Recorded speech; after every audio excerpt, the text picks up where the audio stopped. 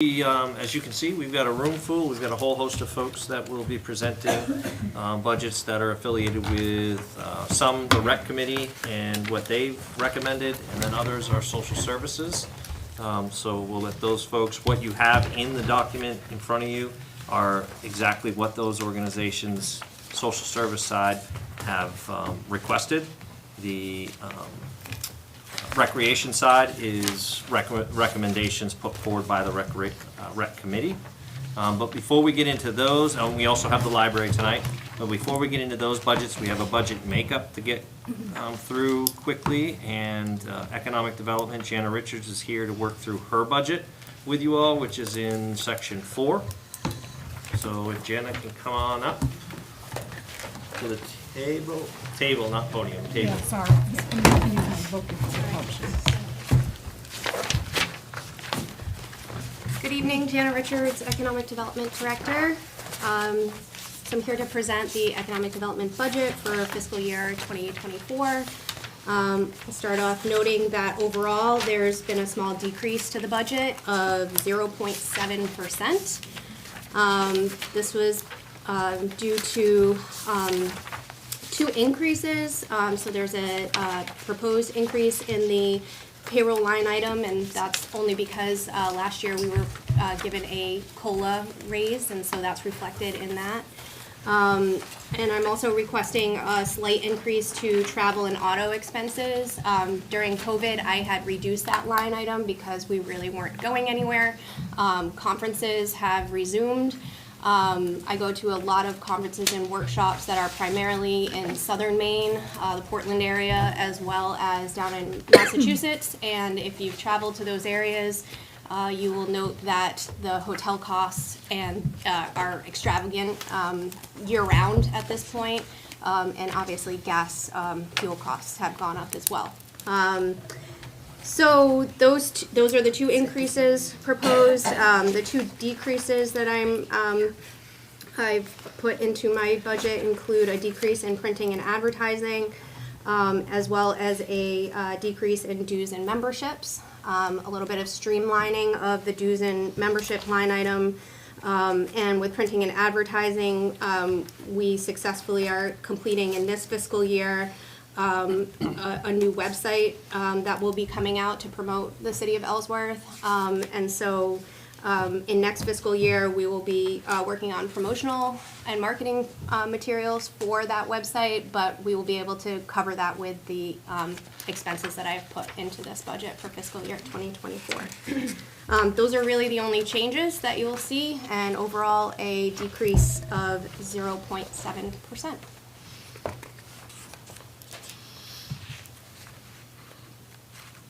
Happy to take any questions. Silence is golden. Okay. You want to do a preview? I'm sorry, I do have a Yes. question. I'm sorry. So the copy that I have shows that you have a decrease of 1,500 in your training. Yeah, I do have that too. Did you decrease your training? Well, I might have and forgot to put it into the summer. Yes, I do. I just yes. didn't know. Is there? Yes, there is a reason for that. Okay. So the city is participating in a professional development and training reimbursement program through the EMCC. And as such, I've reduced the cost because we'll be able to put in for reimbursement up to $1,200 per employee. So I feel that that should cover the needs for my department. Excellent. Sorry.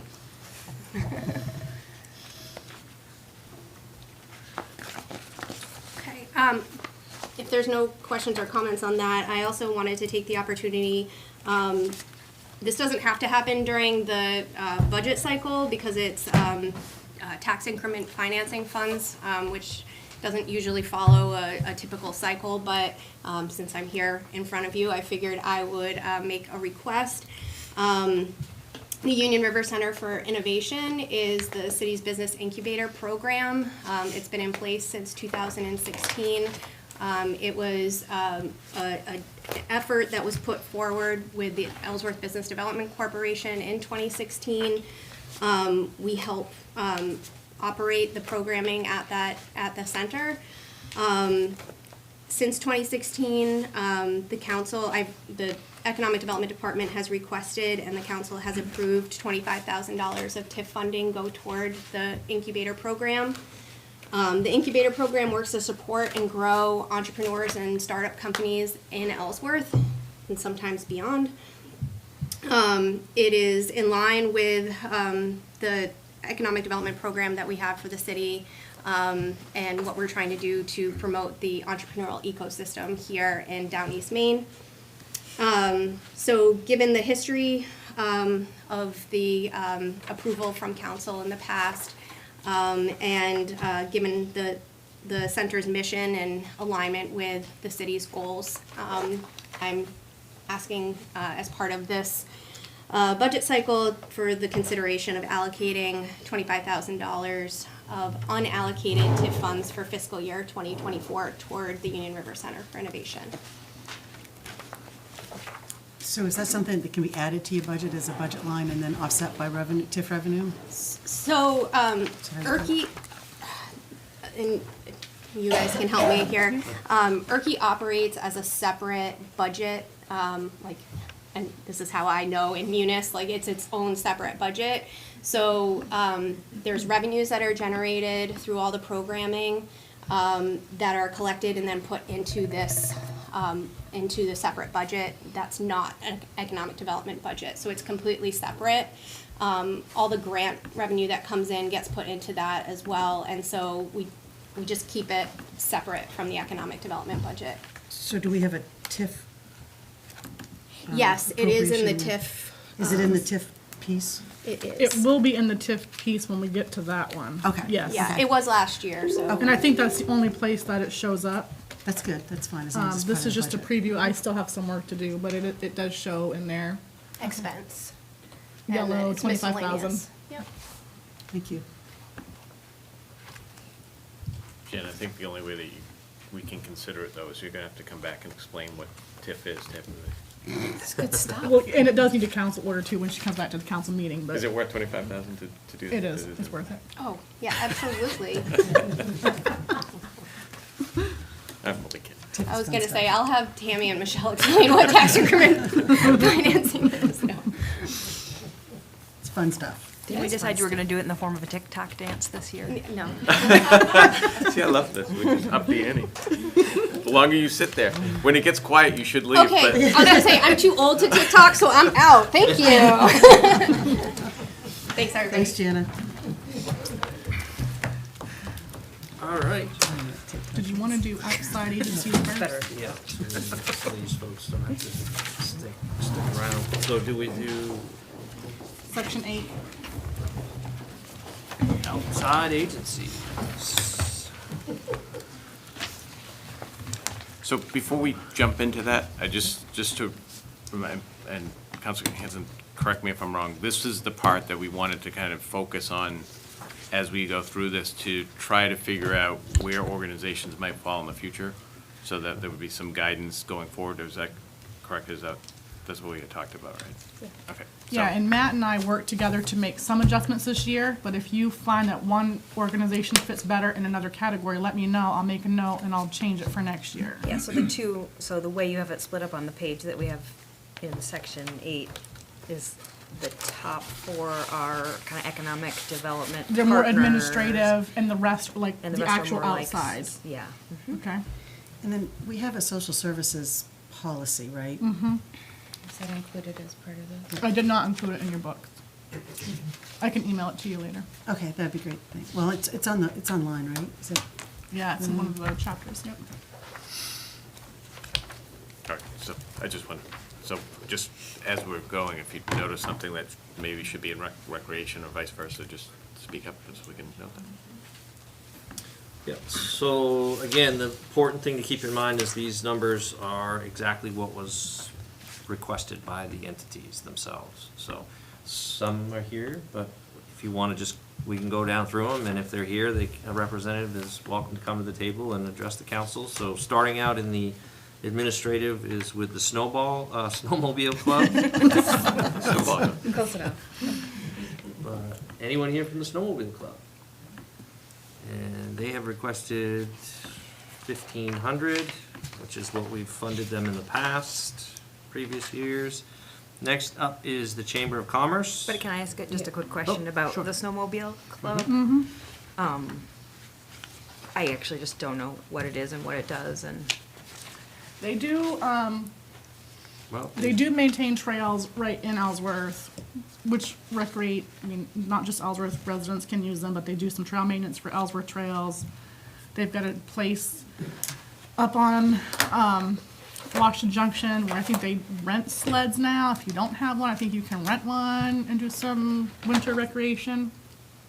There should also be an offsetting snowmobile revenue that comes Yeah, from and the we state do have a snowmobile revenue, refund. Yep. from the state that helps offset this type of expense, snowmobile revenue. 1,200 is what we've Yeah. budgeted this Yeah, year.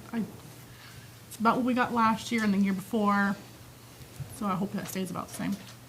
So does all of that 1,200 go to the snowmobile club, or? is Or it- it's just as a regular revenue, so, to help offset, yeah. and the reason we're considering it sort of part of community development or economic development partnership is because they're maintaining that. Maintaining trails in Ellsworth that we may end up having to maintain if someone didn't, and because we have that revenue source, that's where it seems to fit historically.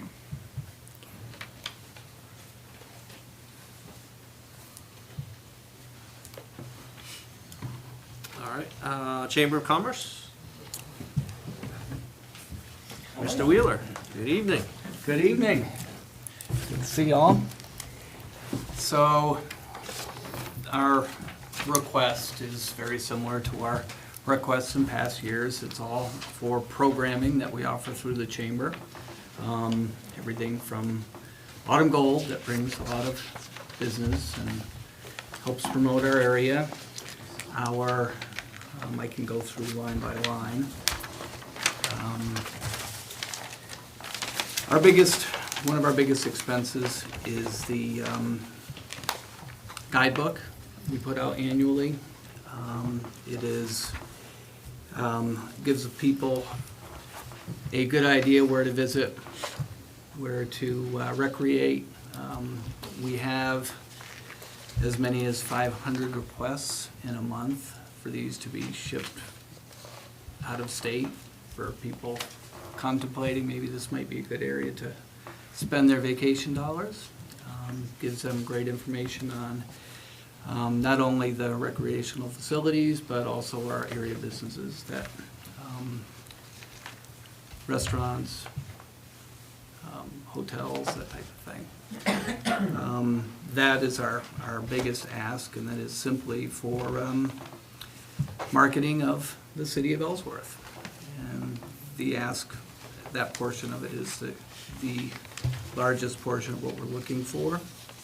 Autumn Gold would be the request of 2,000 to help promote that, all the area events that go on during Autumn Gold, the car show, and everything that falls under the umbrella, the Chowder Fest, and so on. We've had to change that up a little bit in the past few years, but we're hoping to get that back to where we're past post-COVID and able to do a little more of this, these things.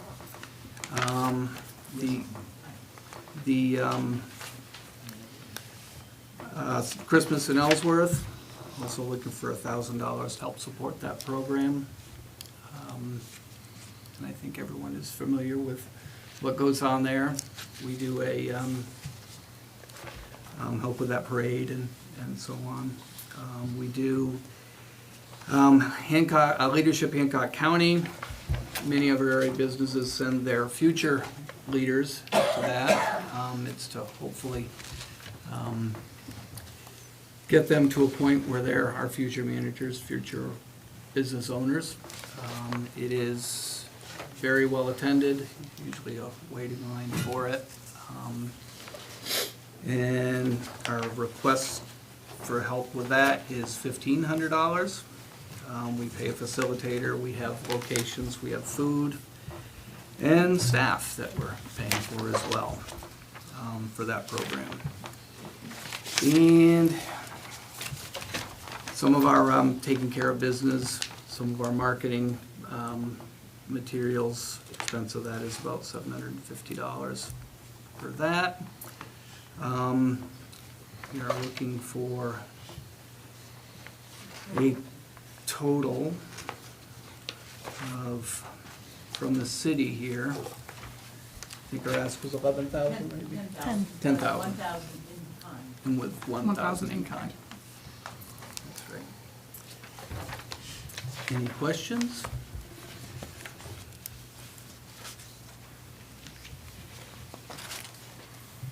You were free.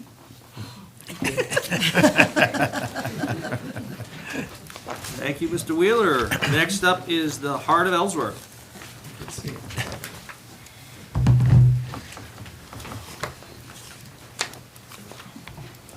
Yeah. Good evening. My name is Cara Romano. I'm the Director of Heart of Ellsworth. Thank you for the opportunity this evening to present our proposal and request for appropriations. Some of you, most of you on council know, but for the folks in the audience, Heart of Ellsworth is a community organization that leads with both an economic and a cultural arm, trying to bolster the downtown community through support for the community as well as the businesses in the downtown. Heart of Ellsworth is looking to increase our impact locally by deepening our partnership with the City of Ellsworth and area partners. We are respectfully requesting $10,000 to support related expenses to bolster downtown Ellsworth's quality of life and the small businesses that make up our downtown community. First off, we are requesting support for our affiliate community program dues. We are associated with the Main Downtown Center and the National Main Street Organization. Each year, Heart of Ellsworth spends $1,125 to hold this accreditation for the city. So we spend money for support on a statewide level and then also a national level, which supports a lot of our programming as well as sort of knowledge sharing between different communities around the state and around the country. We additionally are requesting $2,500 support for the beautification of downtown. We do the flowers on Main Street as well as the holiday lights. And we have a group of a committee called the Design Committee that organizes a lot of these different things. We also have a board member, Amy Reisman, and her husband, Michael Reisman, that both take care of day-to-day things with Merrill Park. And we support them a lot of times with different supplies and things that they need to take care of doing things that they do inside that park. So plantings and sort of keeping the cigarette butts out of areas that there shouldn't be, and just overall general care and placement and design of working on that. Each year, Heart of Ellsworth supports the small businesses in our downtown, and we offer different businesses support through the Downtown Grants Program, and also connect a lot of our different downtown businesses with SBDC, the SCORE office, Coastal Enterprises. This year, we're working on a program with Ellsworth's Economic Development Director to bring a $50,000 project to the downtown that will support entrepreneurs in our community. And so we are requesting $1,750 to support all of the different downtown programs that we do to support entrepreneurs. In 2022, Heart of Ellsworth committed more than 324 staff hours to supporting the small businesses in the downtown. Each year, we do an event called Meet the Candidates. We're requesting $1,200 to support that program. It's to provide a nonpartisan educational platform for the voting residents of Ellsworth to be able to come and listen to presentation for all of the folks who are running for seats on Ellsworth City Council. And it's the only face-to-face opportunity and connection for community members to be in the presence and to hear directly from people as they're working toward becoming a next elected official in the city of Ellsworth.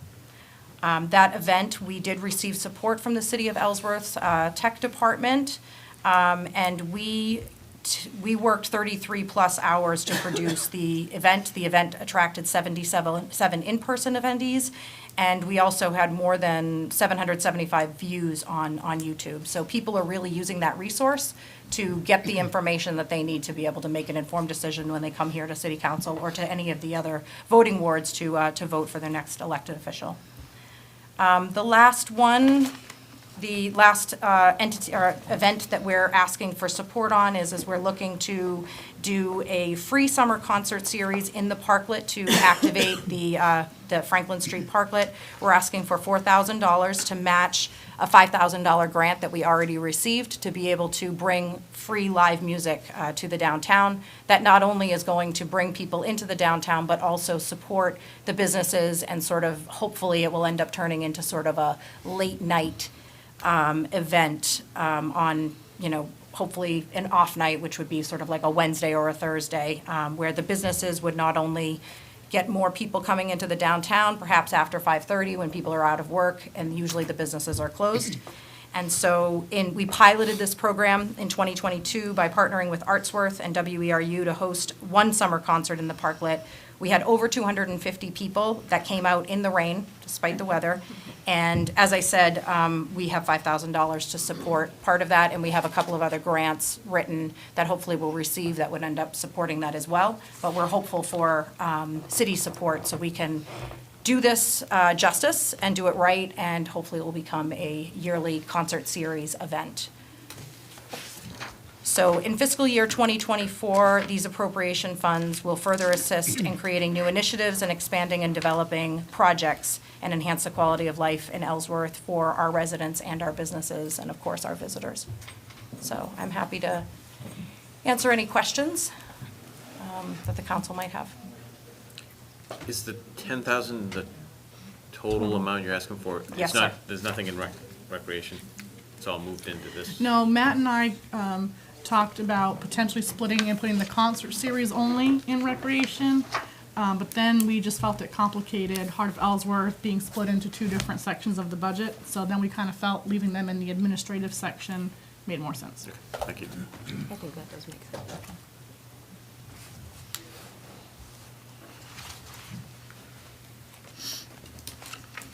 And the one, I guess I'll just make one, now that I know this, sort of where we fall, I guess I will just also take a quick opportunity just to let the council know that with our current accreditation with the Main Downtown Center, we provide one extra application point on all community development block grant applications that the city of Ellsworth submits. So sometimes that 1 point can be, they can really come down to 1 point, so sometimes that can be very helpful. And last year, the Heart of Ellsworth was able to bring in over $265,000 in grants to the downtown that directly supported businesses, the community, and our work. So we feel that we're really a good value for the work that we're doing, and we're really working to strengthen ties with the city and for all of us to sort of work a little bit more together and to get on the same page with goals and action items, so. I think you're good. Thank you. Next is Friends in Action Operating.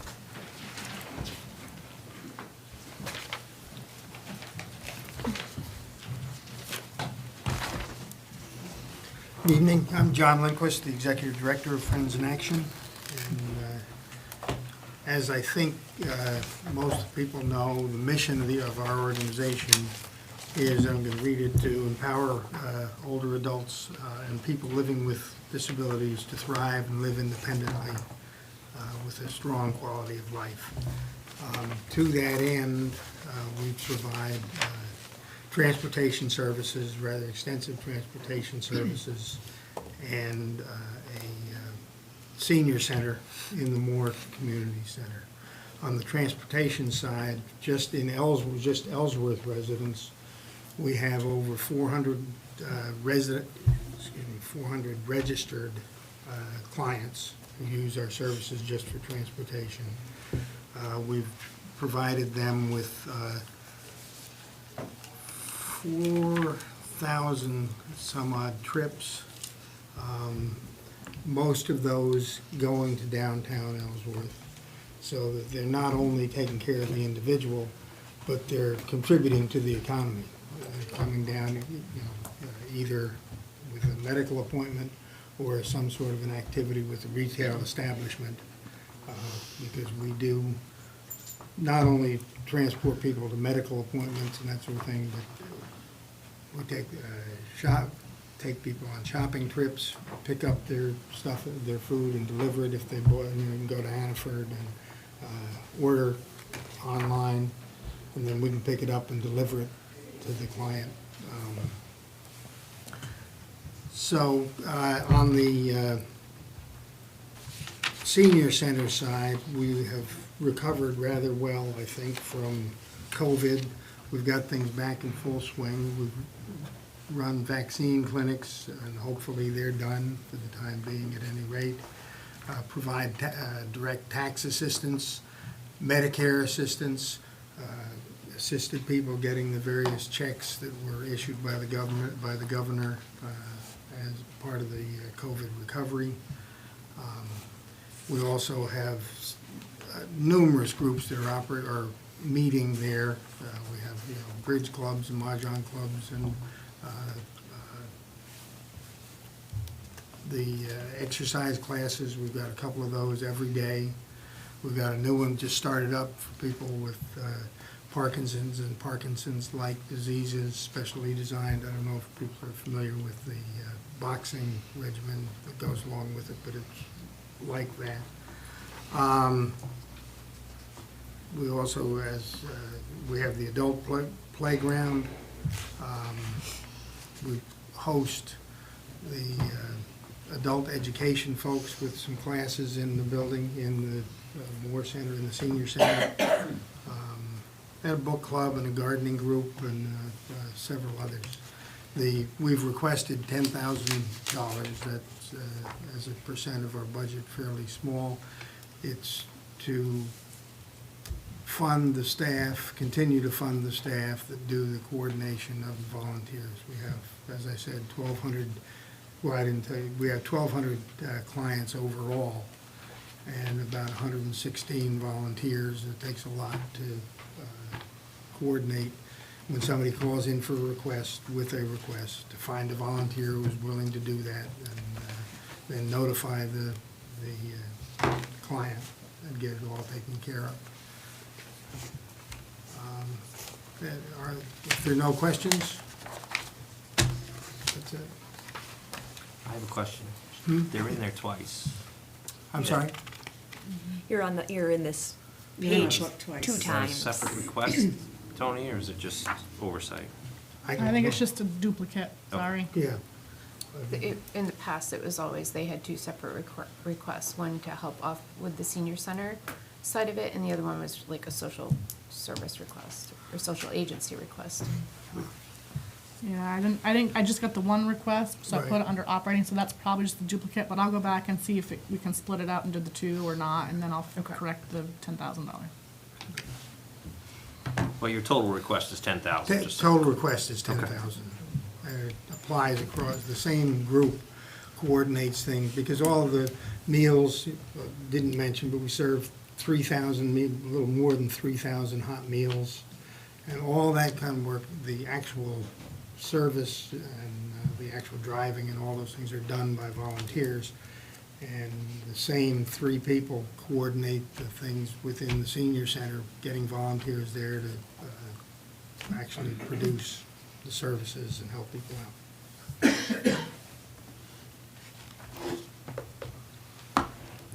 Questions? Thank you. No questions. Thank you very much. Moving into the health and social services, we'll start out with Eastern Area on Aging.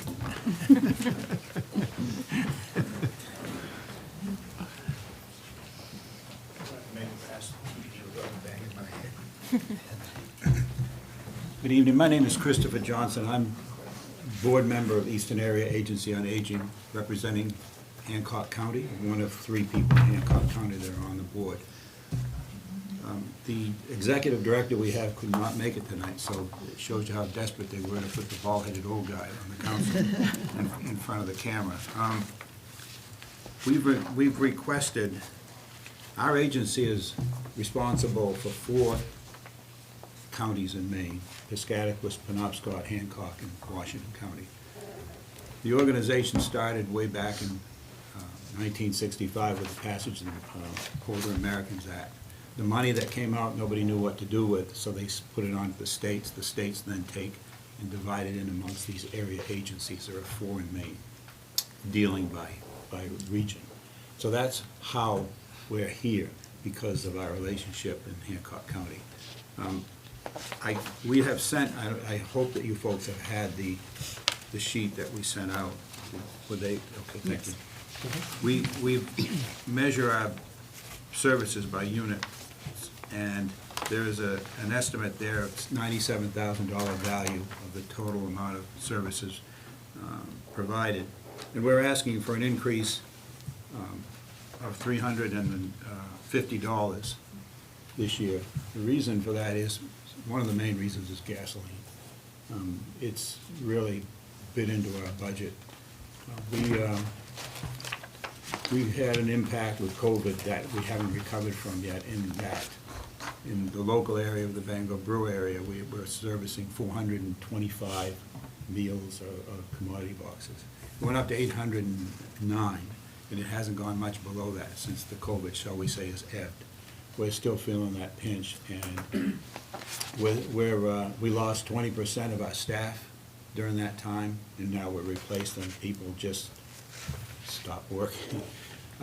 We have a new executive director. We have some new board members. I'm the proverbial pain in the butt board member. And to show you, when they contacted me, I said, I'm going to go down there. You have the jewel in the Friends group. It's just an unbelievable group. And I said, I'm going to go down there, and somebody's going to say, why are we doing this? And I just, if I may, I'd like to read what the executive director said. She said, we do not duplicate anything that Friends in Action does. Instead, we partner with them and supplement around them. We provide additional services at their site that they do not offer, such as Medicare counseling. Now, some of this may change over time. As mentioned before, we give them funding for transportation instead of duplicating efforts. We give them funding for the vaccine work instead of duplicating efforts. We used to give them funding for the cafe and are open to that discussion again. Last we followed up, they were not ready to reopen. They assist us with Meals on Wheels deliveries. When we had extra pandemic money, we also supported their food and medicine delivery program. We recognize they are an asset in the community and want to support them with their efforts. Our resource team regularly refers to Friends in Action for their robust package of services. We also provide funding to Downey's Community Partners and Downey's Transportation. We partner with the Ellsworth Library to provide caregiver support groups. We offer commodity supplemental food program and Furry Friends Food Bank, which is a huge program. That's a very popular one. Monthly at the Ells Club and Elks Lodge in Ellsworth. Also, we are open to other partnership opportunities with local community providers. We do have a site in Ellsworth in the Meadowview Apartments where we pack and distribute Meals on Wheels to all of Hancock County. And I appreciate you letting me read that, because I thought, if you guys asked me what I would have had a struggle, because I'm new there, but this is some of the things they're doing, and we're asking, we've received a generous amount of $1,000 since 2014. As far as I know back, that's what my statistics show me. So this year, with Ellsworth, along with all the other towns that I visited, we're asking for an increase if possible. Are there any questions that I can answer? I hope I can answer. If not, I'll get back to you tomorrow. Thank you very much. Thank you. You're welcome. Next is Downey's Transportation.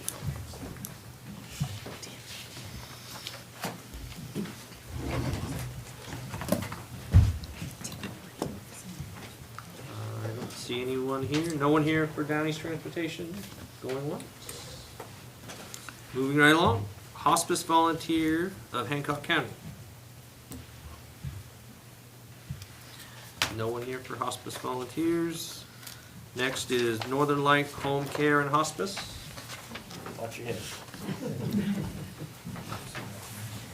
Hello, I'm Erin Kearns, manager of the hospice program here at Northern Light Home Care and Hospice.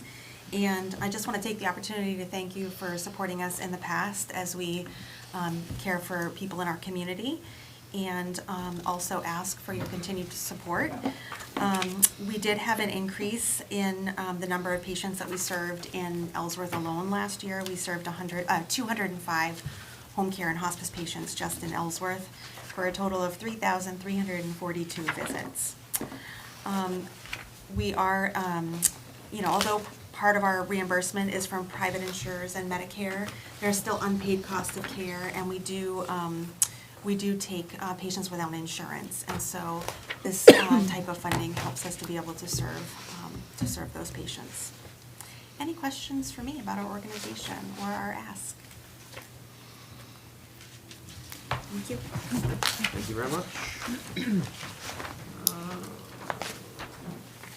Ellsworth Free Medical Clinic. Seeing no one. WIC program. You got the cheap seats over there, guys. So my name's Tamara Wilson. I represent the WIC program for Hancock and Washington counties. When we submitted our request, we had 229 residents of Ellsworth receiving WIC benefits. That is an equivalent of about $168,000 a year. We ask a formula for municipalities for $50 per participant. It's not your grandmother's sort of bread, cheese, and milk program anymore. We offer prenatal support for pregnant women. We have a really robust breastfeeding support program. We give breastfeeding supplies, infant supplies. We partner with a lot of the great organizations in this room. Cooking classes that we're doing with Snap Ed and Loaves and Fishes. So we do a lot of outreach. We go as far as Eastport, Stonington, Deer Isle, Bucksport, Millbridge, Calais, Machias. I'm missing one, I think, but last year we did start a program, the Community Baby Shower, which we partnered with a lot of the support organizations and helped about 50 families that don't have things like car seats and things that are important for their infant safety and their health and well-being. So it's grown a lot. Any questions? One, it's not a service question in terms of the quality of what you're providing. Just help me with the structure. WIC is a federal program, right? So WIC is a federal program. Each state has their own independent WIC agency. We are underneath the main state agency, of course. We have 11 agencies throughout the state. One other thing I wanted to mention is that the ask is a lot, but it is federally matched up to $2,000. So a $2,000 gift from the city would be a $4,000 addition to our program. So we manage Hancock and Washington counties specifically, and then there's other individual agencies that manage the other counties.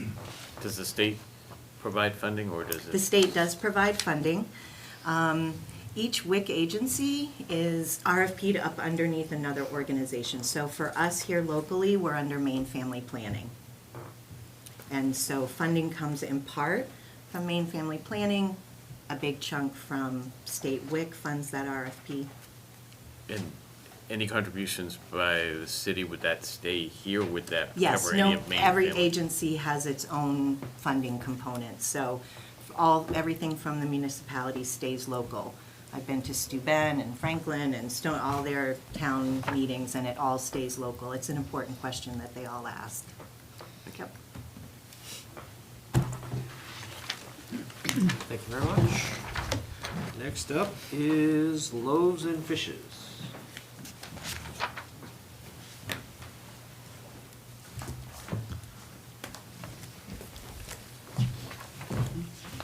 Hi there, my name is Charlie Dayhoff. I'm the Executive Director at Loaves and Fishes. And I know you have a long agenda this evening, so I'll try to be brief. There's just a few points I'd like to drive home. First of all, we've been serving Ellsworth and Hancock County for about 45 years.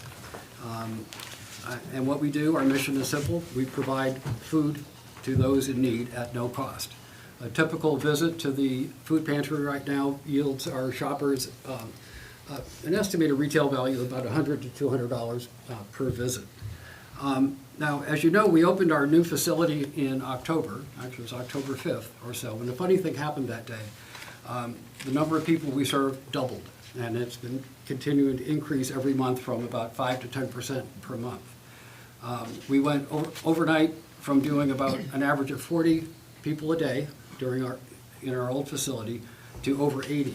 And we've had days when we've had as many as 152 shoppers come through our doors in a single day. It's been just pretty remarkable. Now, what does this mean specifically for Ellsworth residents? You know, we serve the entire county. I think last year we saw people from 33 of the 37 towns in the county. But let's look at Ellsworth alone. At the rate Ellsworth residents are coming to us this year, since we opened the new facility, we'll probably do about 4,500 visits involving Ellsworth families. Now, with Ellsworth and its population of about 8,500 or so, what that is saying is that we are touching about 15% of Ellsworth, the Ellsworth population. You know, they say the rate of food insecurity is about 25%, and right now, you know, we're already reaching 15% of those. You know, hunger is on the rise, essentially. You know, the economy is in trouble. People are in trouble. SNAP benefits have just been reduced by an average of about $150 per month for families because the COVID benefits are gone. Hunger is on the rise, and we're looking for your help. We're doing much more. We'll be doing much more with Ellsworth residents over the upcoming year. We're keeping our request to Ellsworth at $5,000, and we would appreciate your support.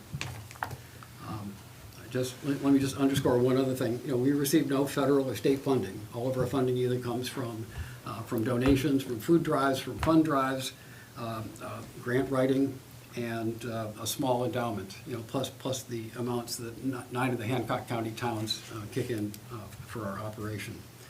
So, if you have any questions, I'd be happy to answer those for you. Probably a stupid question, but have the people that started visiting you just after you made the move, did they tell you why they are suddenly using it? Is it just because they didn't realize it was a pantry before? Or? Well, I think our assessment of the situation is, you know, the pantry building we were in for 20 years, you know, prior to opening the new building, was basically in the woods behind the Unitarian Church. You know, not everyone was aware of it being there, but. You know, but by the grace of all the folks who contributed to our capital campaign to purchase and outfit the new building, we received an awful lot more more publicity. We're in a much more visible site, but I think another part of that though is, you know, the economy is worse and more people are in need. So it's just, you know, we are just more accessible. You know, people have better sense of the fact that we're there and we're there to help. So. Thank you. Thank you.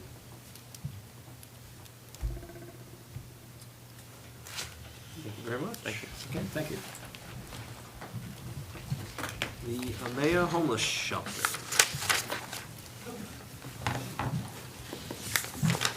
Take me a couple tries.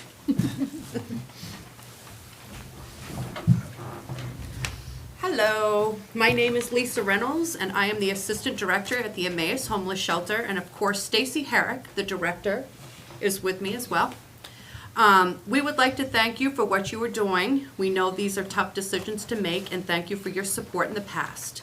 I have calculated 264 unduplicated homes in Hancock County have come to the shelter for some sort of help. Services we include holiday food boxes for both Christmas and Thanksgiving, our Christmas gift program, food pantry and produce services, furniture, clothing services, and a lot more.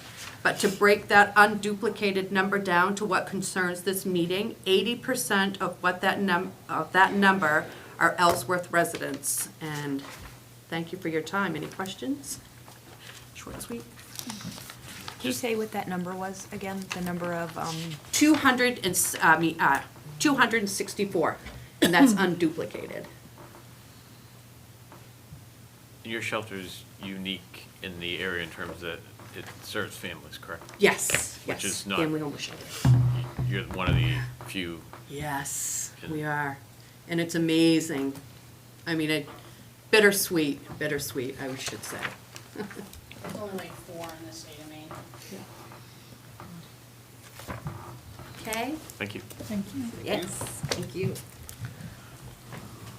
There's a few that did not submit, so next up is Downey's Community Partners. See anyone here for representing them? And then Lobsterman Association, Maine Lobsterman Association. Must be near the end of your list. Well, for this group. Oh, okay. Wonderful. Chair Hamilton, esteemed members of the Ellsworth City Council, my name is Brian Langley, and I'm the chair of the Board of Directors for the Maine Lobster Marketing Collaborative, resident and business owner of the Union River Lobster Pot here in Ellsworth. And I'm here tonight representing the Maine Lobstermen's Association in its request for funding in your FY24 budget cycle. The Maine Lobstermen's Association is a nonprofit corporation and the only statewide organization that advocates for a sustainable lobster resource and the fishermen and communities that depend on it. There are about 5,600 licensed lobstermen in Maine, and according to state license records, around 100 licensed lobstermen and women live here in Ellsworth. As a result of a 10-year whale plan released by the National Marine Fisheries Services in 2021, the Maine lobster fishery must reduce its already minimal risk to right whales by 98%. This is an unachievable goal and will devastate Maine's lobster industry and the families, businesses, and communities that depend on it. Make no mistake, no Maine lobsterman wants to harm a right whale. The problem is the government's current plan, however, will eliminate the Maine lobster fishery and fail to reverse the right whale population decline. You probably heard a lot about it in the news. It simply doesn't make sense, and that is why the MLA, along with the state of Maine and other industry groups, are fighting this unrealistic plan through the courts. Legal battles are extremely expensive, but without a legal challenge, the lobster industry as we know it will cease to exist, and that's guaranteed. At each phase of this legal fight, the MLA has sought the best attorneys to represent Maine's iconic lobster industry. The MLA is currently working with 2 of the best law firms in the nation. The MLA is amid a 3-year, $10 million Save Maine Lobstermen fundraising campaign to support this effort. The MLA has received tremendous financial contributions from Maine lobstermen, their families, community members, and small local businesses like mine, the Union River Lobster Pot. We will continue to do so again this summer, because the last thing I want to do is have to change my name to the Pasta Pot. That's not what I would like to do. And other community members here in town, Friend and Friend, Ellsworth Jewelers, and there are some banks and such that you've read about that have also donated to that. And municipalities such as Ellsworth last year donated $1,000. However, it remains an extraordinary challenge for this small organization operated by lobstermen and women to raise the funds needed to continue to lead this fight. And why is it important for communities like Ellsworth to continue to support this effort? Because the investments like this are essential to supporting Maine's iconic lobster industry. And the lobster industry is essential to our local economy, our maritime heritage, and the cultural identity of the state of Maine. Maine's lobster industry accounts for more than 80% of the value of all of Maine's commercial fisheries.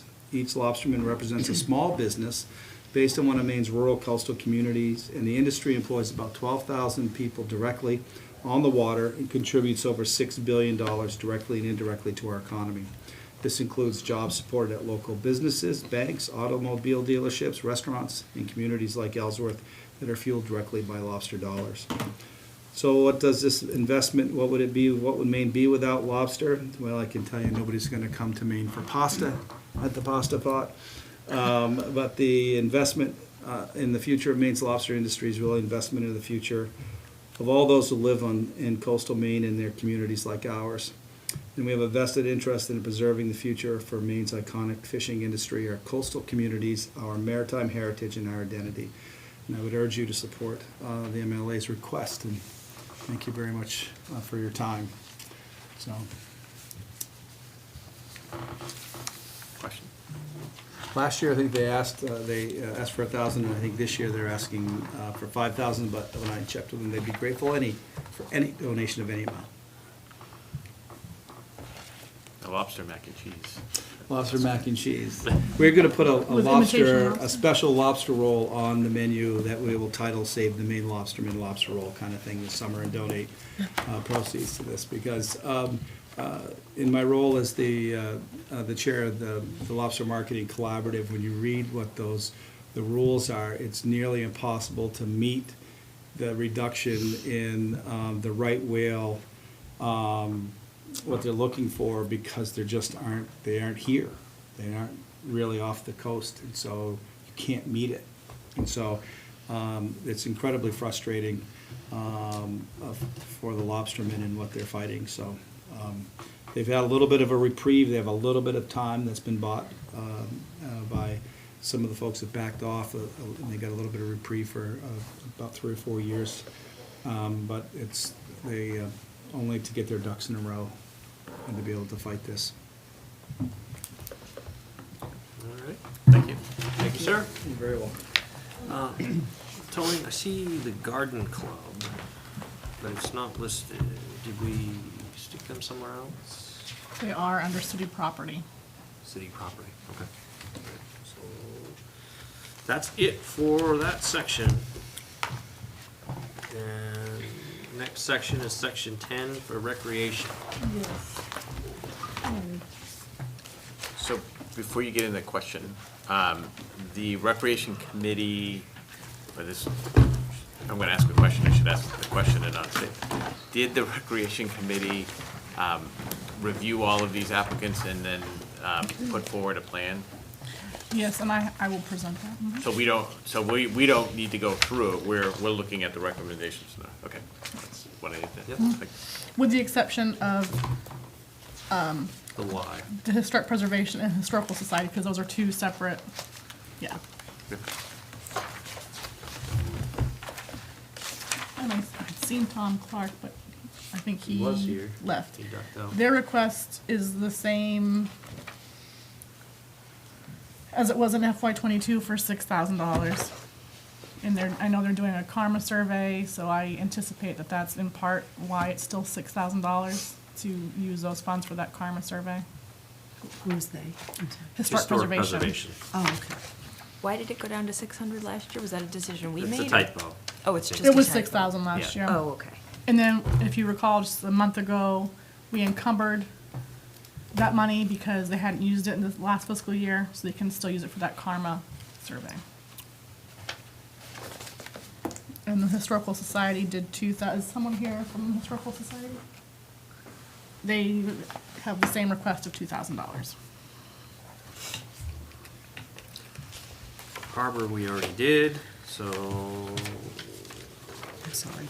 So did you say you encumbered the $6,000 already? Mhm. So they're really only asking for 1,000, or are they asking for 5,000 more? 5,000 more, yeah. Oh, okay.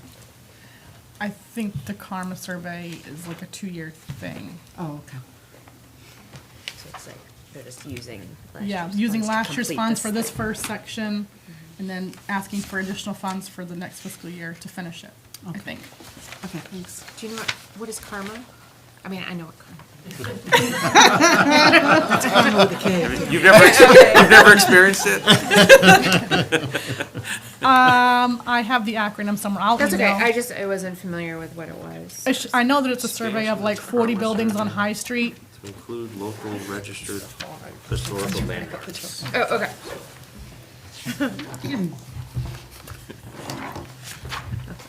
All right, so, yeah, so the recreation budget, that is in your book, is what was submitted by and vetted by the Recreation Committee. Yes, and I'm gonna attempt to do it justice for what I can. So, if you look down through their power line, that has been increased, but I don't know why, so I'm gonna look at that. Because with the credits, we shouldn't see an increase, but I'll double check it. Supplies, they've left the same. They have increased the DeMeyer Field maintenance. There's a lot of like divots, and the parking lot needs some patching, so they're hoping to maybe get a little extra funding to keep those in better shape.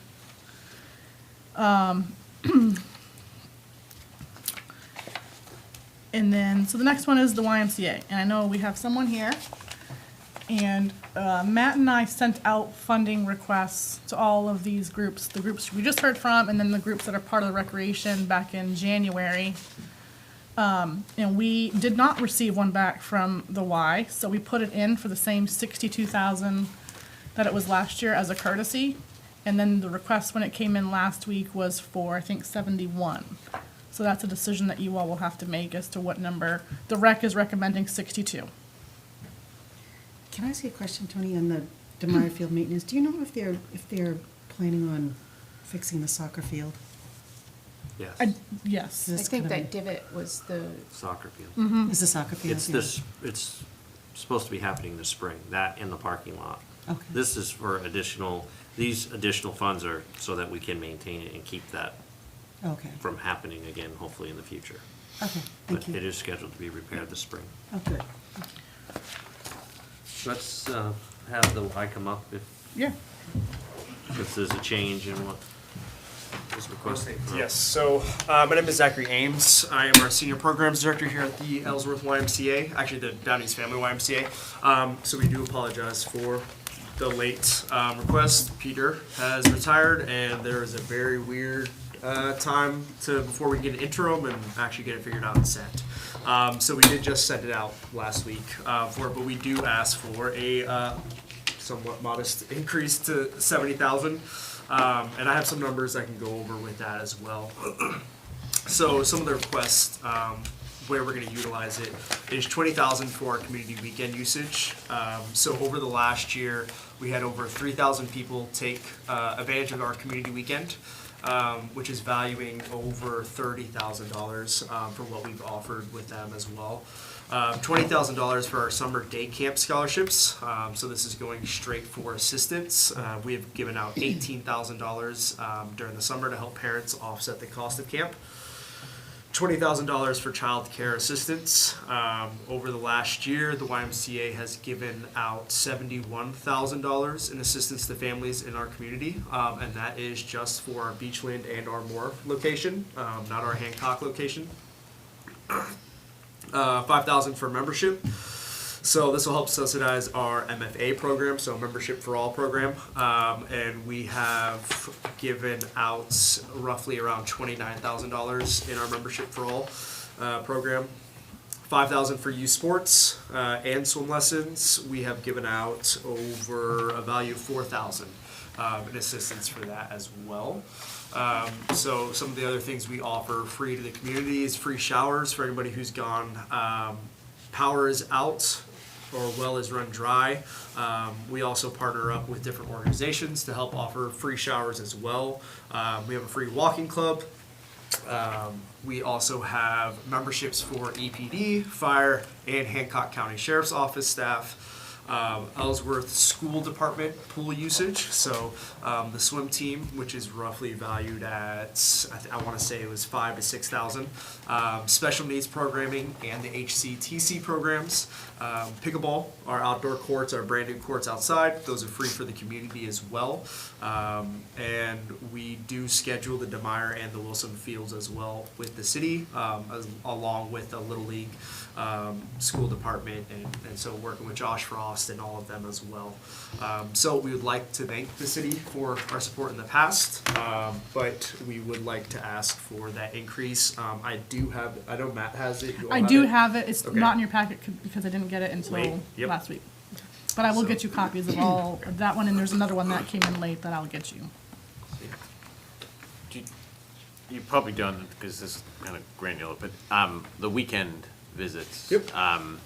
Do you know how many unduplicated individuals, or is it just by visits? So unduplicated is 3,034 unique individuals is from what I was told for the last year.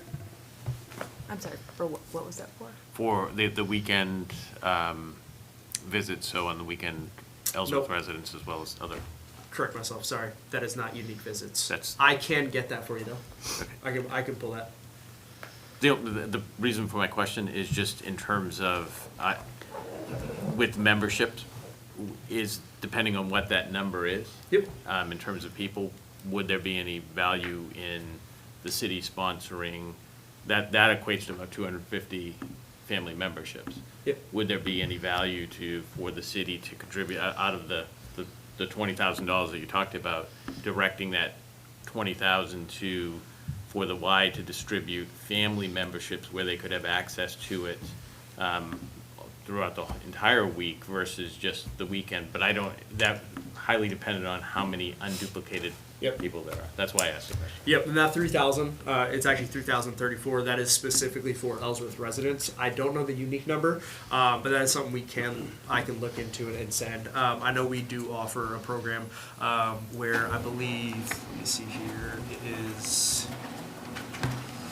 kind of along those lines, is we offer free swim lessons to all second graders in our area, as well as all sixth graders get a free membership as well.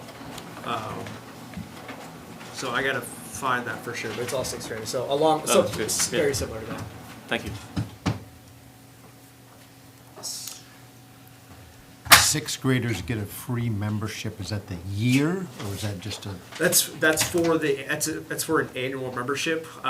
So that'll last them through the summer essentially. So when that summer time is up, they go into seventh grade, then that free membership is over.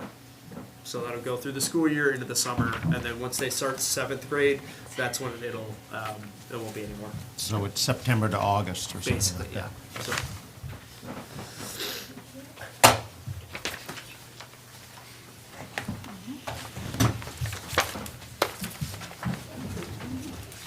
cool. Thank you so much.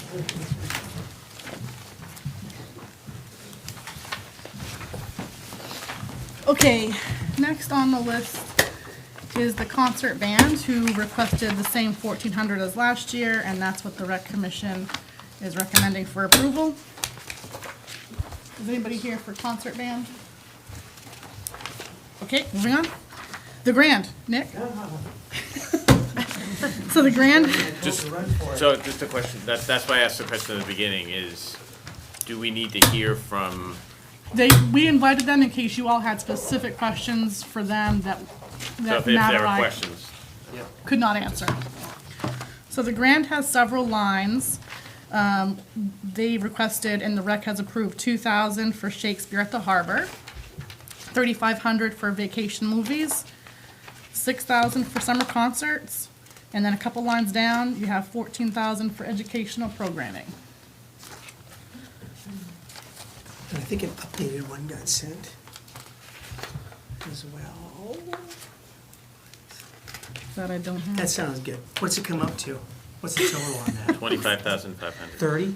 25,500. 30. 21,500. 15,200. You're pretty good at math over there. Can you just tell us about the educational programs? Absolutely. And good evening, all of you. The education program specifically is really the only way that we can offer $3 tickets to every kid in Ellsworth. So right now, we're on track again, post kind of COVID, where every kid in the Ellsworth School District up to high school gets to see one or more things at the Grand. And it's only $3. I think it's been $3 forever. And that's really the only way that's possible, is with that funding and then additional funding that we get. And frankly, it's even so nicely supported that this district doesn't even pay that. It usually comes from a small grant that the school got, and then the PTF pays for the rest of it. And these So- are like pack shows and. Yeah, all those pack shows. And our main goal with those is there's always some sort of supplement with them.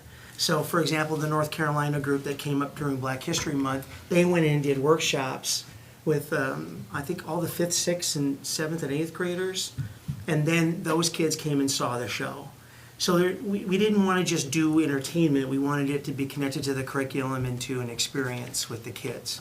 And that's been true for a long time, that whenever possible, we go into the schools and do a workshop with the kids or supplement. And we pick things that sort of address curriculum items. When I put 15,000 impact in there, that was at the time. Probably by the end of the fiscal year, it'll be upwards of 20,000 visits to the Grand. It's not unique visits. That's a lot of people.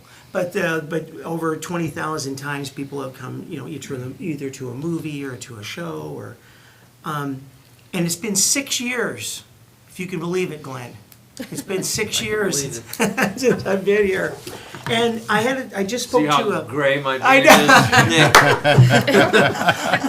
Nick? You, both of us. Oh, both of us. I met with the state representative for the arts today, and he helped me realize that in those 6 years, one of the key things I've learned about the Grand, because I don't have anything much to add to that, except the Grand is unique. It's a unique, even in the state of Maine, it's unique. He made the observation that there is no other venue like the Grand that does community-driven theater and has film and opera and music and rentals, and it operates uniquely. There's not many others that do it that way. Also, it's unique in the fact that most of these other beautiful theaters in the area have an angel. They have someone with money, and that's how they keep going. It's almost like their project, right? There's a lot of money behind a lot of these theaters. That's not the Grand.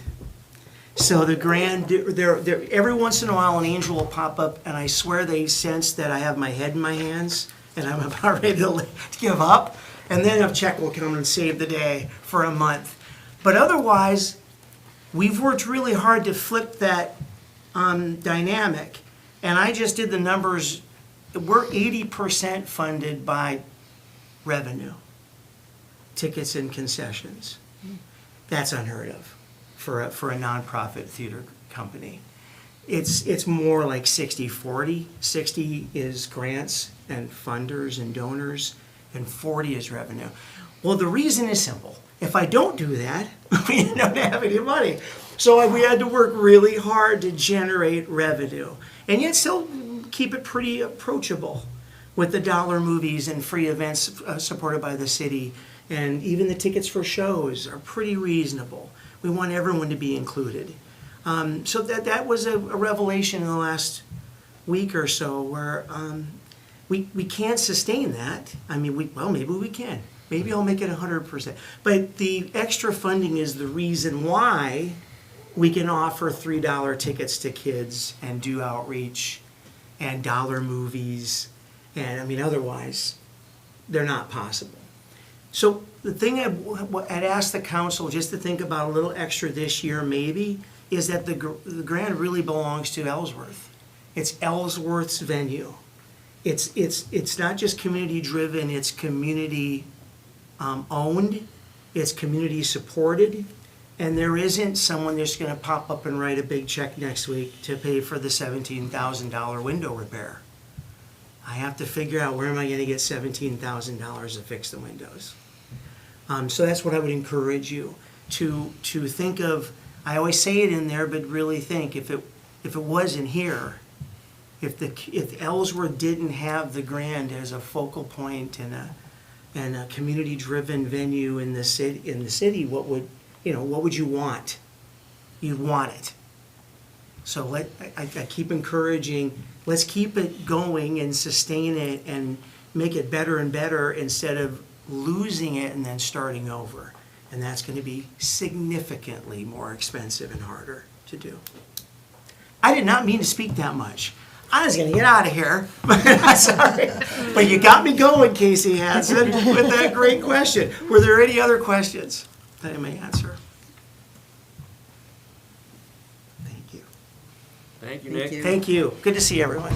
I'm going to go over, Sound of Music opens this week for 2 weekends. Get your, Yeah, Kate, wait. Get your tickets I didn't now. mean to speak that long. I've been here 6 years, too. You've been coming in here. Have you really? And my niece is a Gretel, and she's adorable, so. There you go. yeah, There's another definitely should reason. It's right go. there. 6 years at this table. Okay, Nick. Good night, Nick. Bye. So the next Elvis item has left the building. is Ellsworth Outdoor Movies. The rec is recommending the same funding from last year, $2,500. And they did do movies last summer. Yes. I just didn't see them. I didn't see that they did it either. What? It is actually, because it gets dark. Do you want me to gavel him down? The next item is the Ellsworth Music Institute.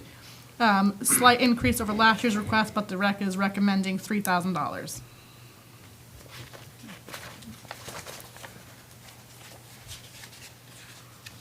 And I think there's a little sheet in there, they talk about, I think there's 70 to 100 people per event that they hold. And this helps fund their free midday concert series. It's like right after, it's right after this thing.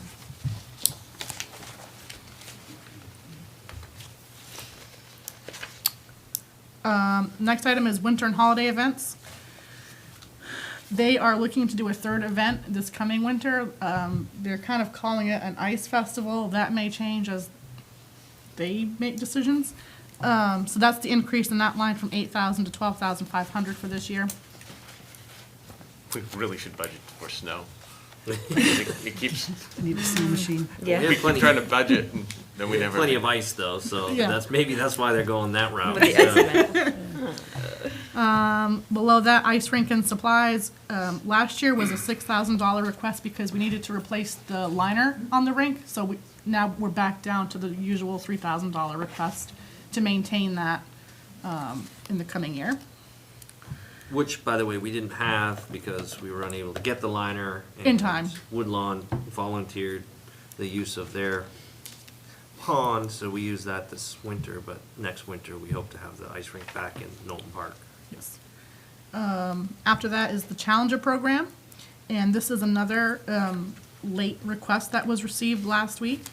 So the rec put them in for $1,000 as a courtesy and recommended $1,000, but the request is actually for $3,000. So that's a decision that you all will have to decide if you want to go with the rec's recommendation or their request amount.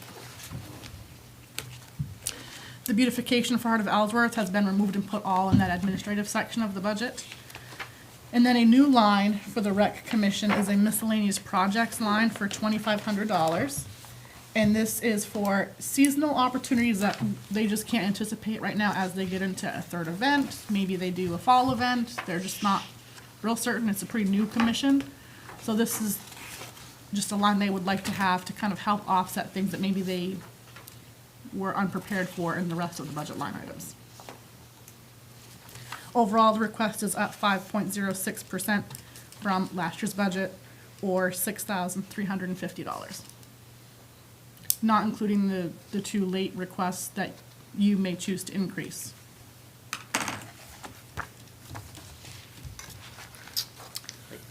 And I do have one person here from the Wood Bank that's not on the budget this year because they kind of came in a little bit late, but he did want to give you a preview of what he is offering. Are you here, Tom? I am. So he just wanted to speak for a couple minutes about a fuel program he's looking to expand. Okay. Come on up.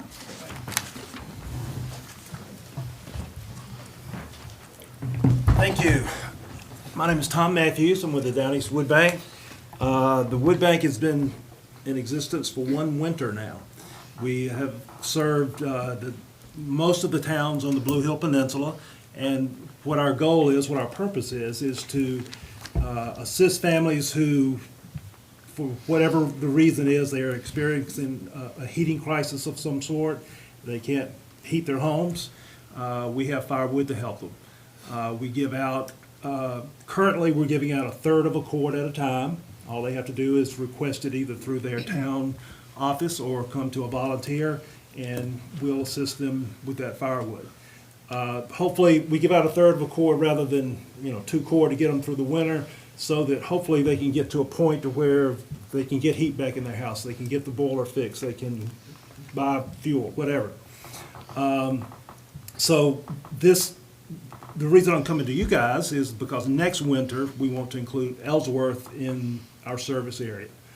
We've served the smaller towns on the peninsula, and we're looking at having about 50 cord ready to disperse next winter. So we want to include Ellsworth. Good news for you, I guess, is that we didn't include you. We didn't ask for any money from you from the budget for this year. We will next year, hopefully. But I wanted to just familiarize yourselves with what we do and what our goals are and what we're all about. We have no state funding, no federal funding, no local funding unless you guys step up. The money that we get our wood from donations. If somebody loses a tree and it's good quality wood, we'll come pick it up, split it, give it out to people who need it. We raise funds and we purchase tree length wood.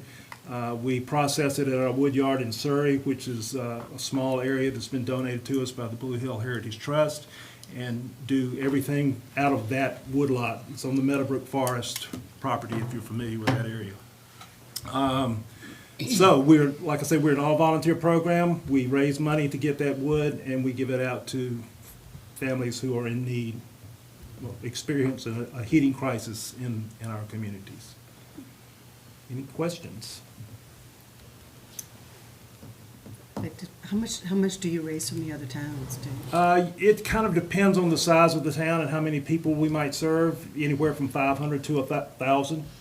And we've only done this a year, so all towns haven't even given yet. We're heading in that direction. We're learning as we go as to how to fund this and make it happen. But a lot of it's come out of our pockets in the past, and that's not necessarily sustainable, as you might can imagine. So we'll be out knocking on doors and continuing to fundraise. We get money from individuals who send us a $100 check occasionally or something like that, which is great. It's very helpful, but we need support from the towns as well. Not only financially, but we need help to help us coordinate it. If people come in and need heating assistance from you, I'm sure you have some type of program for that.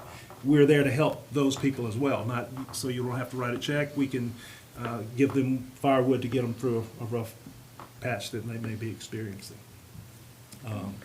And we're all volunteers, so if you like to chop wood, if you like to stack wood, we'd be glad to have you. We have a work day this Saturday, beginning at 9. Any other questions? We'll see you next year for sure.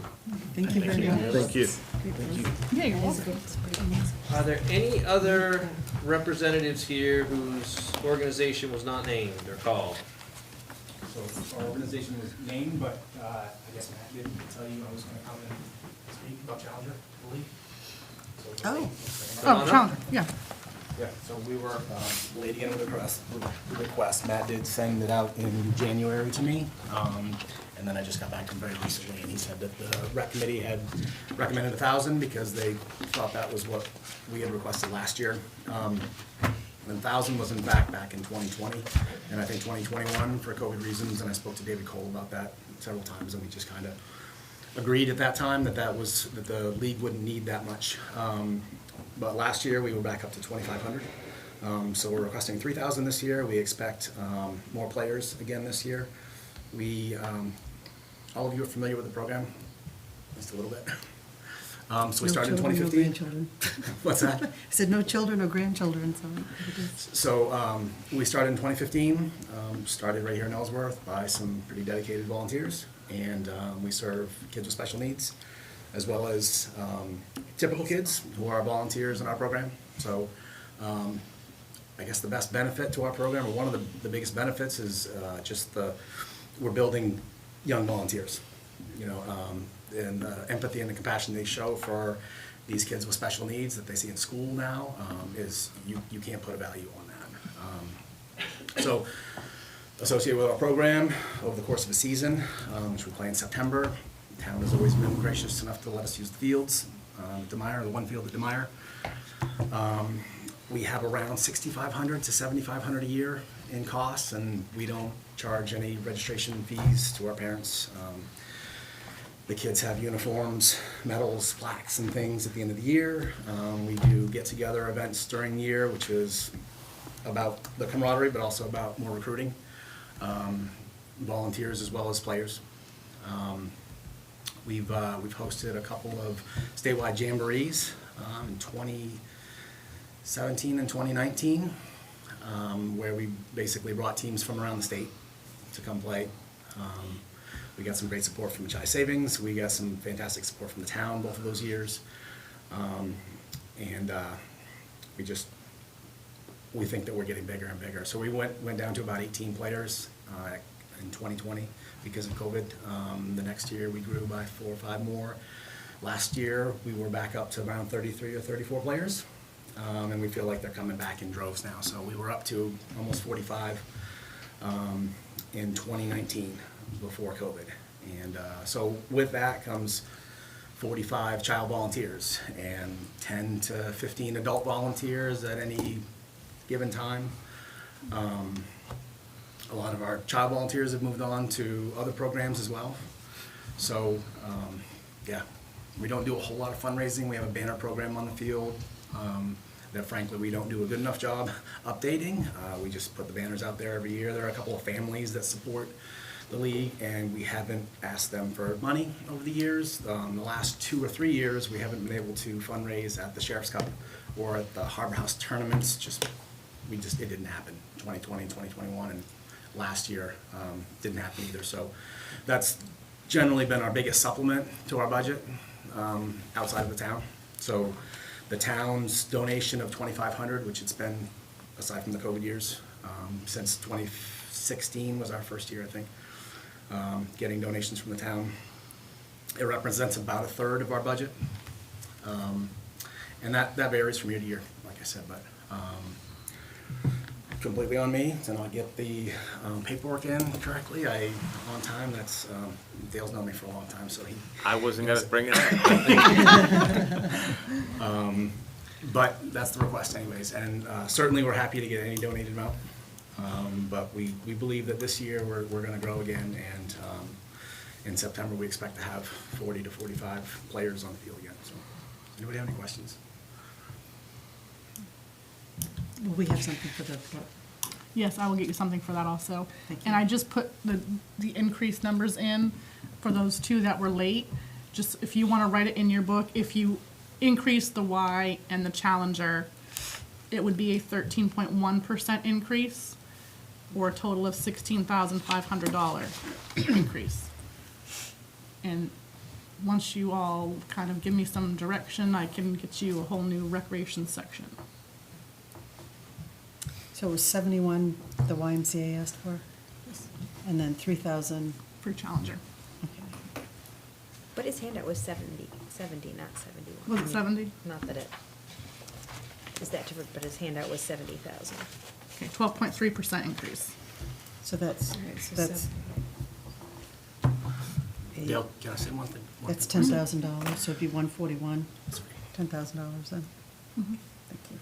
So Ellsworth Little League is hosting 9 and 10-year-old state tournaments this year. Again, we did it in 2015 when I was part of the Little League. They are doing it this year. I'm the tournament director. We're going to be doing some Challenger functions during that. We're going to play a Challenger game after the opening ceremony for the state tournament. So there will be Little Leaguers from all over the state here on July 15th and 22nd. There are 2 different tournaments. There's a baseball and softball tournament. And Ellsworth Little League is running it, so John Wood and Lindsay Plow will be, I don't know if they're gonna come see you about that, but it's gonna be a big event. And Challenger will have a game before their first game, and we're going to dedicate an adaptive piece of equipment that we just fundraised for, which is called an Overcomer. So it's an adaptive batting tee, so that our guys in wheelchairs, our guys that have limited mobility with their hands, they basically can pull a little lever, and this thing hits a ball off the tee like that. So it can do lots of other things, but it's about an $800 piece of equipment. And we mentioned to one of our board members and my Little League mentor, Bob Dorr, that we were gonna raise this money, and he wrote me a check for $204 in memory of Bobby. And so we raised 3 more donations of $204, and that together made the money that we needed for the tea. And we're gonna dedicate that tea to Bobby on that opening ceremony day. I think it will be July 15th, so I just wanted to let you all know about that. Okay, thank you. Thank you.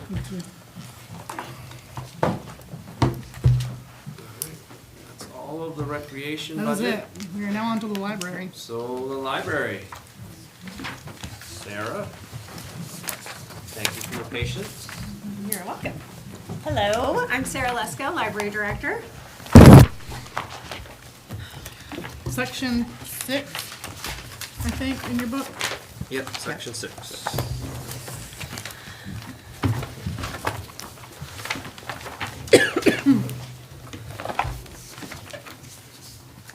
Is there anything that you would like me to go over, or any questions, if you've had a moment to look over it before this? If some of you don't know, I've been at the library for almost 4 months now, so I'm still getting my feet under me a little bit, but we have been slowly bringing the library back to life after a 7-month hiatus of 2 staff down, and then another 3 months of an additional 2 people down. So I was entering the library at a very unique time. But we are, over the last 3 months, we have been getting busy again, increasing outreach and programs again. Material circulation is steadily going up.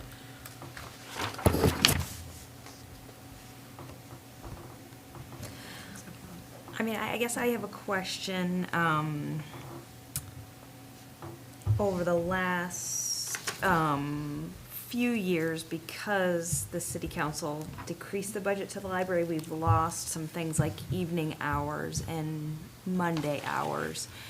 And so the budget that you're suggesting doesn't include bringing those things back. It does increase our current part-time hours. So right now, we have 11 staff members. 6 of those are part-time, but I gave you you can see how many hours some of those part-time people are working. It is very few. So we used to have part-time hours that were working 24, 28 hours a week. Now we have 6, 14, 16 hours a week. So we are operating at a significant deficit of hours. But this budget does add about 30 hours of part-time staff back. So will that mean you'll be able to open on Monday, or no, it doesn't, it wouldn't?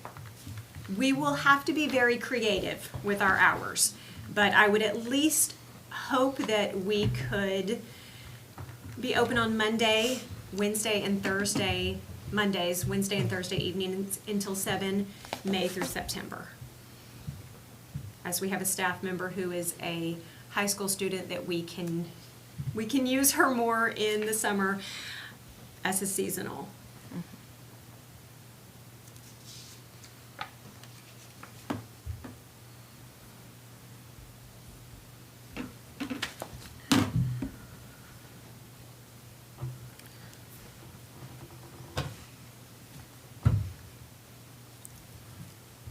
Is the library on the city's electricity plan? Yes. So is that $15,000 line item correct in your opinion? No, there should be some savings there. And we can look at that one too. Yeah, and I was basing all of the figures on what we had spent in the past couple of years. So it should be as accurate as possible. What are you asking though? Why do you think it should be less?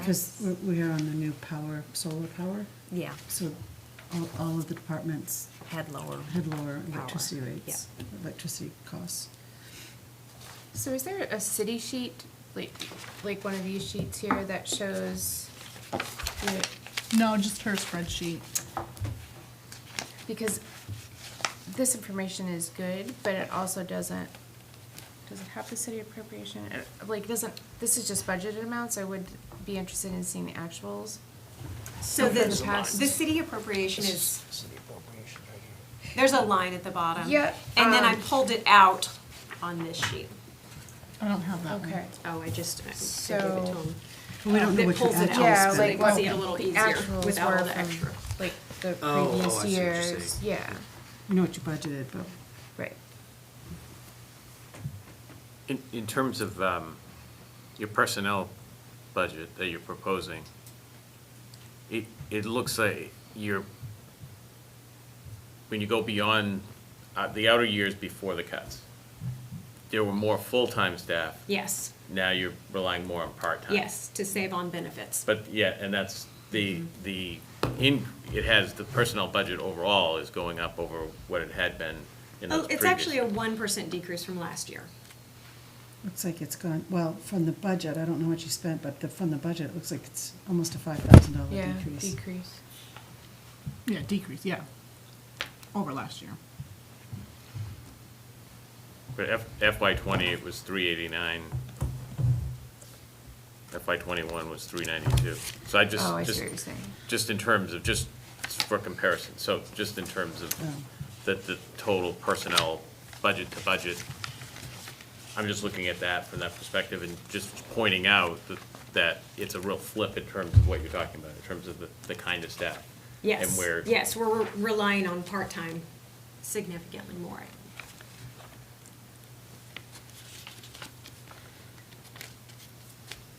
Do you think that that's, in terms of hiring, that makes the most sense, or what are you seeing in your area when you try to recruit?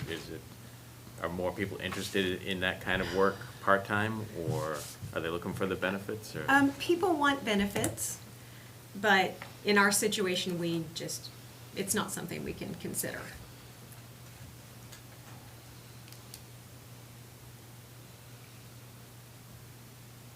We would need to fund you more fully if you wanted to hire full-time people with benefits. Yes. Yeah.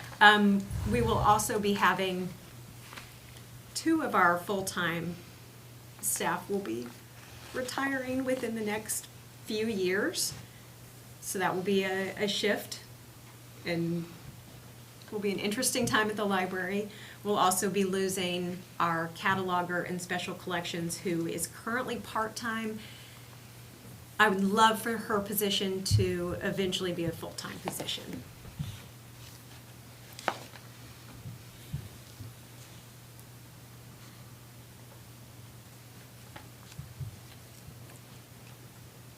Yes, Steve? It looks like what you're asking for, 569,000, is $50,000 less than 2018. What would it, I haven't seen anybody else ask for $50,000 less than they asked for in 2018. So what would it take to run the library correctly? I don't want to say correctly because I think I'm running it correctly now. Okay. I think this is a respectful budget toward my coworkers and the rest of the city departments and the citizens of Ellsworth. So that's why it is this number. I've received a lot of emails and calls about Monday closings, the evenings, and all of that. And I can guarantee you that I've heard more. Probably so. But I guess I just feel like the library has been underfunded for quite some time. And I just have to know, I guess, and I'm not suggesting that anybody would agree with this, but if your budget, what extra could you do with $100,000? The dream one day would be to have a bookmobile. That's one of them, that we could visit surrounding communities. That would be more of a town funding increase kind of question. We could really do with some renovations on the inside. Our furniture, I I think is over 30 years old. So that would be nice to have furniture that's not 30-plus years old. There are lots of things within the building that we need to do. So that would be, first and foremost, any extra funding that we got, we need to do some work on our building. I'm not being reckless, but you are 50 grand less than it was in 18, which is unheard of. So that's why I asked that question. But Yeah, just, no, I completely understand. Yeah. this is where some actuals would be helpful, because the difference is that if you look at the health insurance for 2018, it was $144,000. The next year was 98, the next year was 88, the next year was 80, the next year was 93. So there were 2 years that it was inflated. So that makes a huge difference in terms of, I'm assuming the budget in 2019 was more along what was actually spent versus what was budgeted in 18. And I only point that out because I think it's important to make sure that we're looking at, apples to apples. And that's not a statement in terms of whether we should increase the funding, not increase the funding. It's just in terms of reconciling what those numbers are. But is that not related to going to more part-time workers? Partially. And in the front of your book, you do have a year-to-date budget report that was printed, I think, last week. And just overall, at the library, as of March 20th, they were at 44.8% of their budget. So kind of right on target midway through the fiscal year. We've saved a significant amount being down so many staff members. And pretty much stalling all library activity for 7 months. Yeah. Well, I'm just thinking about it in terms of, right, we're a growing community and we want to fund, the library is an important part of our community, so you can get by with what we're giving you, but we're losing a lot, whether it's, right, sitting on old chairs or whether it's not having, just being a community that doesn't pay the people who work for the community benefits and full-time job. I just think that's an important goal of the city. Yes, and I think that's something to Like, work we're not toward. Walmart, so we like to give our people who work for us benefits and full-time hours if we can. Yeah. So, in this budget, there's like 0 for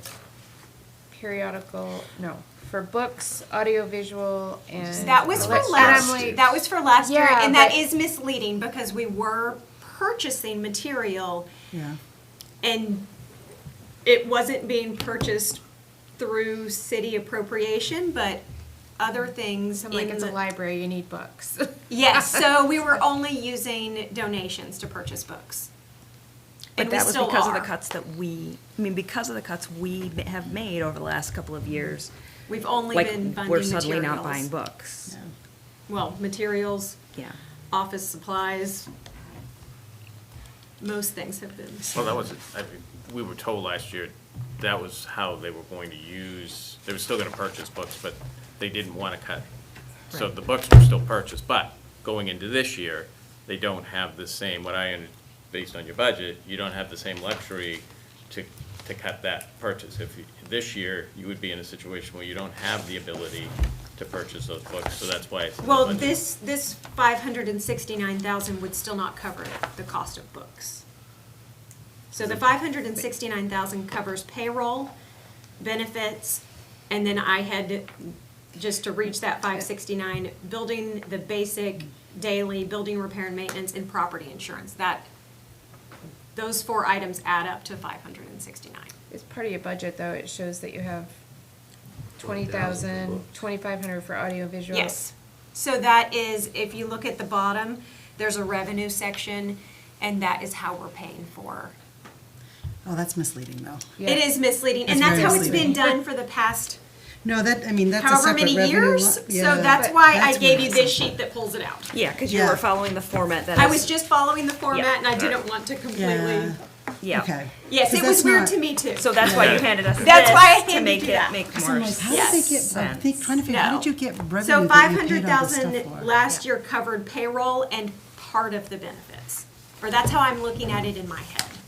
Yeah, but the town should be helping pay for payroll too. That's kind of a misleading way of doing it, because the towns are giving you money for the operation of the Yes. entire library, not just And it would just certain be too specific- complicated to separate it. So that's how I do it in my brain.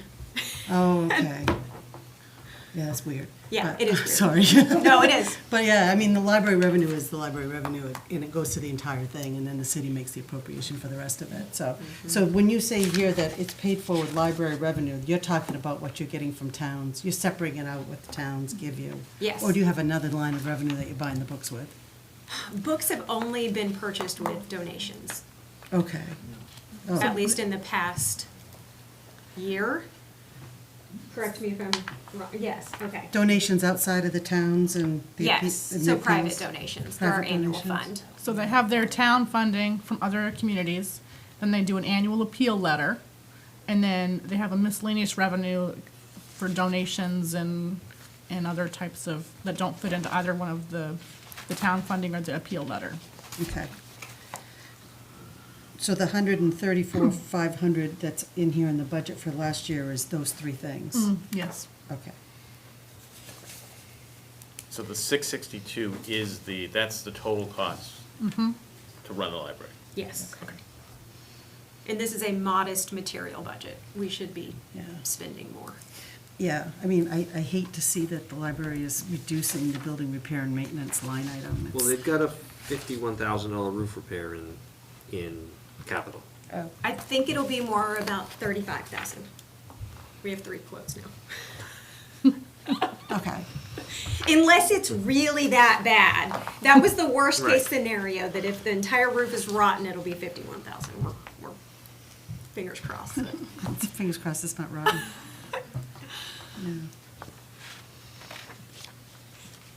Because I agree that the library's underfunded, but. So one thing that I would ask, this is no secret, I'm sure you've heard it. I have been a proponent to bring the library in line with other similar sized libraries across the state. That's the whole basis, and we've had lots of discussions about that. One of my biggest pieces of this is that we are a regional library. And about a third, I've received a lot of emails, and I appreciate that, because last year I had received none. And I had made a comment last year that I hadn't received any concerns from people.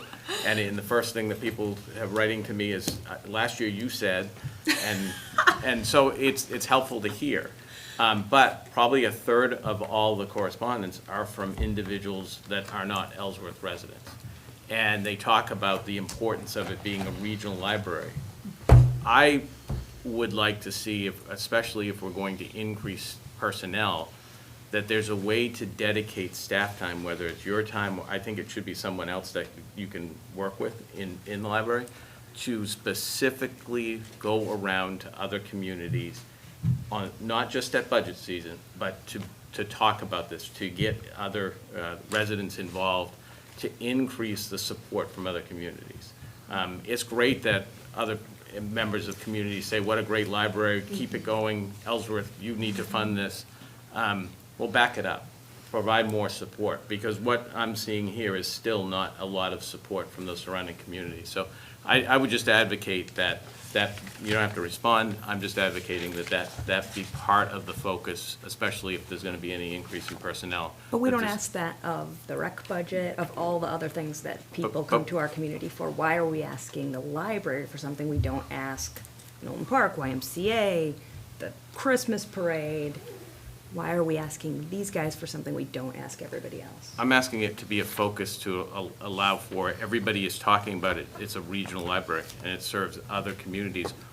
Just like all of our town does, just all of our city does. When we dedicate revenue for the social service, we're always talking about who are you serving from, how many Ellsworth residents are you serving, and trying to dedicate that. And we can't do that with the library. So all I'm asking is that we have a dedicated effort to ask surrounding communities to increase their support, to be really very planful about that. I don't think that that's an outrageous request. And we've talked about having the city be part of those conversations as well.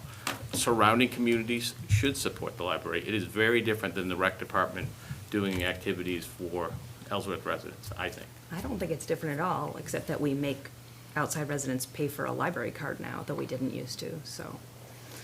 And we do go to the town meetings as members of the board of the library and specifically cite their use and that kind of thing. And I have to say, they've been, Hancock has been outstanding and several of the other communities. So I think that that is being done.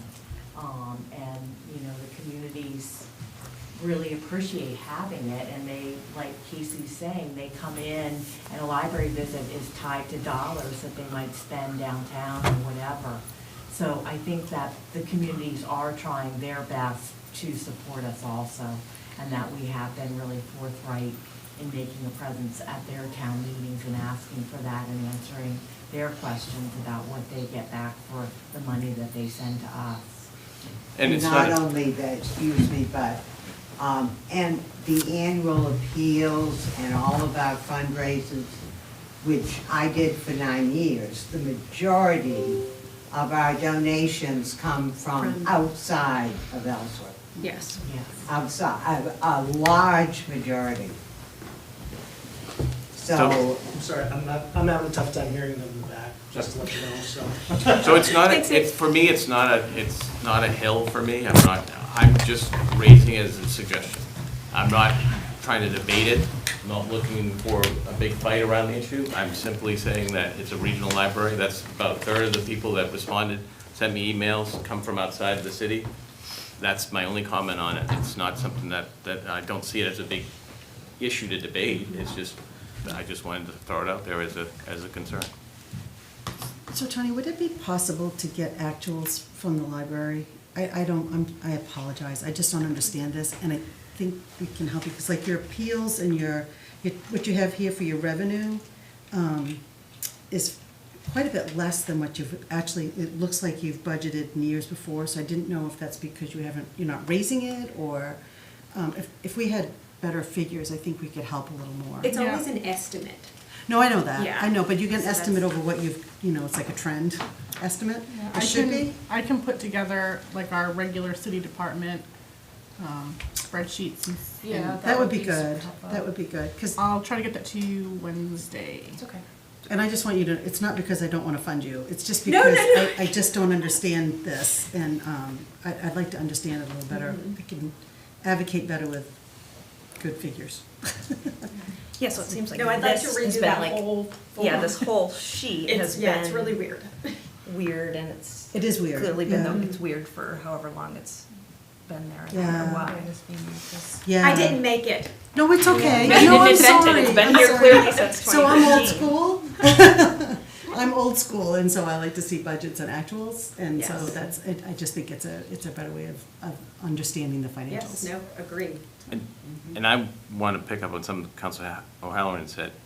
If, especially where you're new in your role, if you're chasing a number based on decisions made in prior years, but there's a different number based on what you think you need to run the library, I would rather have you present that than a number that is based on previous years, because that is what you're recommending. And then from there, that gives the ability to have a discussion about that. And to otherwise, what I see is, well, you're telling me this, and then we'll say, oh, well, let's throw more. So if there's something that, as you leave here, that you think that should be revised, I would appreciate that, so we can have a better discussion with it. Yeah, just keep in mind that this budget has been vetted by your advisory committee, your board, right? Yes. The Board of Trustees. So her budget process, much like ours, she goes through the budget and then presents it to her Board of Trustees, who authorizes a budget that then comes to us, so. Did the Board of Trustees do it from budget, or did they do it from actuals? So this was me in my very first month here, trying to learn Munis and going into each line item and looking at what we had spent in the past couple of years. Okay. So that's where all of these line items, you can see some of them are a little bit, slightly increased, slightly decreased. Okay. And those are based on just what the library was actually spending. Oh, Yes. okay. So if we saw those numbers, we'll probably understand this a little better too then. Yes. Okay. Thank you. I'd just like to point out that I'm sure from past experiences, the board at the library has received quote-unquote beat-down treatment. And so it would be hard for them to come forward with too much more because they've been depressed and depressed and depressed. And I just, looking, $50,000 less than 18, nobody has done that. But yet we, as a city, pushed on the library to do that. And when I mentioned what would you do with $100,000, I was just using the 662 against the 569 as a round number, because that would fully fund you, and then you could work on the other things to collect. Am I reading that correct? Yes. Right. And so, your board has been beat down, and so I would think it would be hard for them to come forward with too much of an increase. Yes, we wanted to be respectful of the other departments and the taxpayers. So that's why we came in at this number that is payroll and benefits and some money for the property. So I think this is a reasonable budget. It would be great to have more. I'd love to, give my staff more training. It'd be great to increase that line item. There are lots of things that I could do with it, but I think this is my first year here, and having me on staff is kind of like having a person and a half. I say so humbly. So I think I can do a lot with this. And we're lucky that we have a very supportive community that does give us donations. So we're lucky that we have that when I know other departments can't.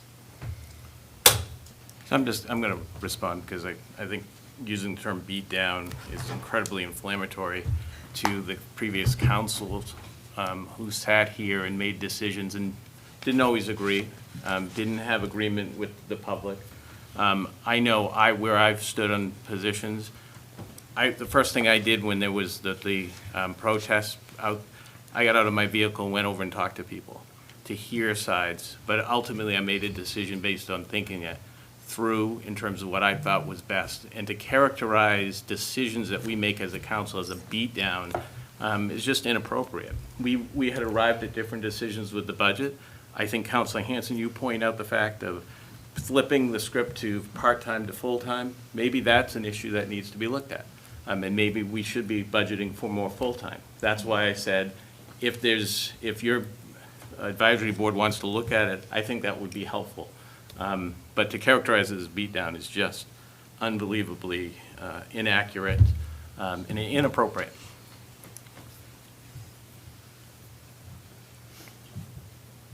But I do think that the library has been treated a little bit differently than other departments over the last 5 years.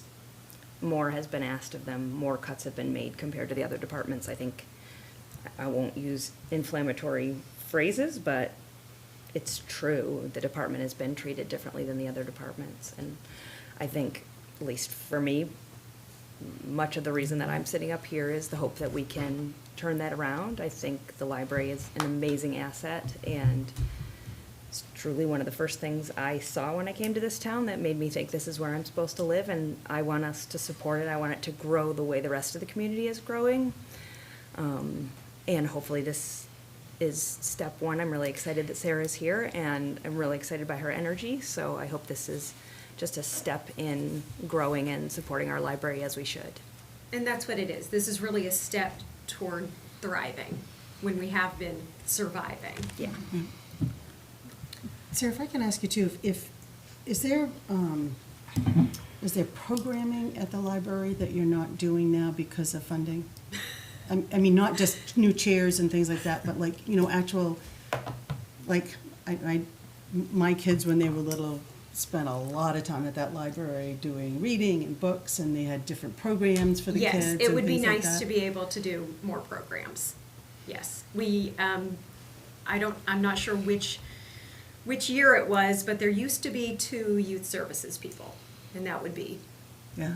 really Yeah, and they great. had pajama hour, and they had puppets, Yeah, and they all had that, yeah. Legos, and they had book Yeah. club, and And all Kelly's that stuff. doing 4 programs a week. So she's our youth services right now. And outreach.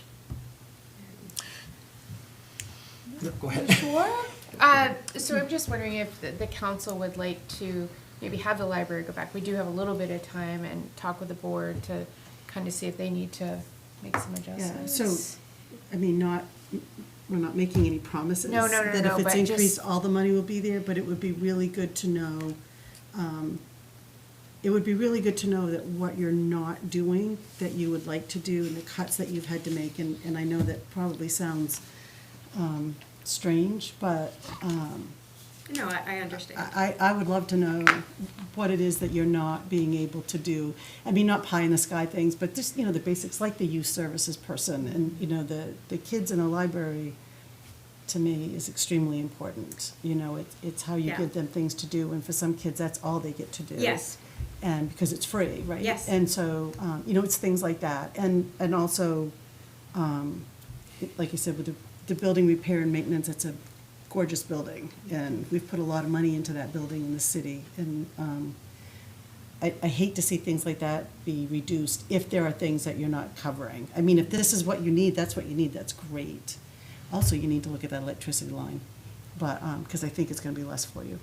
But there's some things like that, it would be really good to say, and then if we could get how much you've spent, what you have cut because of it, like you said, the Monday nights and things like that, I would love to see that, because this is Increased- my first year of looking at the budget since 2015, so. Yeah, we did have more online resources through a service called Hoopla, and that's one thing that patrons really miss. I'd like to add Overdrive, which is, it's similar to Hoopla. I prefer it. I think it has better No, we love selection. I know, a lot of people I'm just like kidding. Hoopla. They don't have We- online yeah. anymore. Online It's like resources would be great. audiobooks, Yeah, it's things that you could audiobooks and download onto e-material. your Kindle. It's How I get to accessible on work every day. Yeah, It's right. accessible on a Kindle, and what we're using now through the state library does not have access on Kindle. Oh. So that's a major drawback for, And its audiobooks are just limited. and its There's audiobooks are just not very much limited, on there. yes. So I'd like to switch us to Overdrive and increase our e-material Okay. line item. I know this is probably not what you expected tonight, but I would love to have more information. Okay. Too. I'd like to just mention that it's one of the few services that's available to everybody Yes. at no cost, whether we participate or not. I don't participate in the library activities, but I think that that's an option that everybody should have, and even if they don't use it, maybe they will. Maybe a new That's the family goal. will start, or it's available to the citizens, and quite honestly, we're always asking the citizens for more money, and this is something that could be available to every citizen, even in the area, not just Ellsworth. I mean, I've heard the conversations about other towns. Well, we take other towns' sewer. Why can't we offer library services? They pay for it. Don't go there, please. I'm tired.